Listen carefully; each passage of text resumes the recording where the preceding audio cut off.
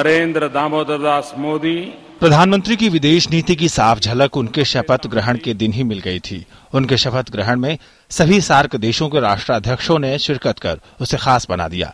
पिछले एक वर्ष में पीएम ने 18 देशों का दौरा किया, लेकिन इन दौरों की शुरुआत उन्होंने भारत के सबसे निकट के पड़ोसी देशों भूटान और नेपाल से की।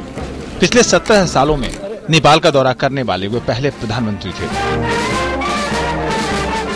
बांग्लादेश के साथ पिछले 41 वर्षों से लटके पड़े भूमि सीमा हस्तांतरण समझौते को संसद से पास कराकर उन्होंने इस महत्वपूर्ण पड़ोसी देश के साथ संबंधों में रुकावट बन रहे एक बड़े मुद्दे को हल कर दिया।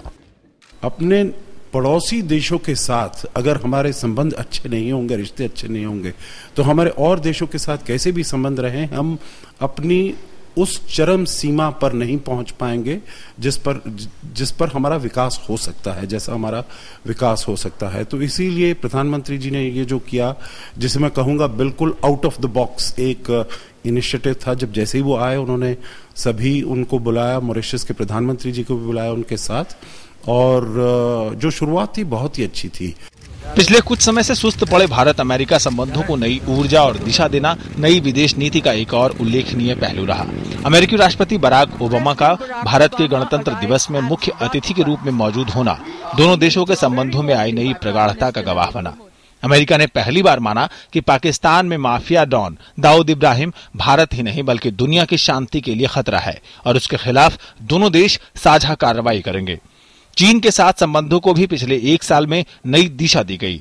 एक तरफ चीन के साथ सीमा पर तनाव खत्म हुआ, वहीं दोनों देशों ने अपने आर्थिक संबंधों को भी नई ऊंचाई दी। प्रधानमंत्री ने एशिया के दूसरे देशों जापान, कोरिया, वियतनाम के साथ भी संबंधों में नई ऊर्जा भरी और मंगोलिया को भी इस फेहरिस्त में शामिल कर भारत की पूर्व की ओर देखो नीति को एक नया नाम दिया, यानी एक्ट ईस्ट पॉलिसी।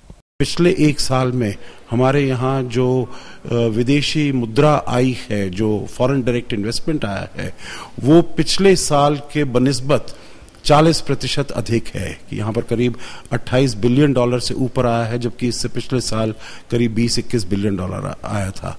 और जो पूरे दुनिया भर में हम देख रहे हैं, जो एक ऊर्जा है, एक बहुत एंथुजियाज्म है, जो भारत ही एक ऐसा देश है जहाँ की हमें निवेश करना चाहिए, जहाँ की हमें आना चाहिए।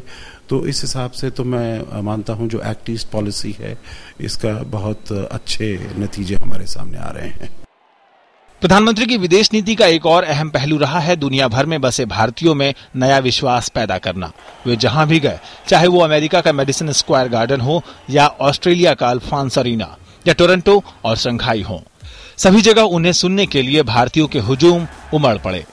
दुनिया के देशों में भारतवंशियों का गौरव बढ़ा और उनमें भी देश के प्रति जुड़ाव बढ़ा है। Bureau report, DD news.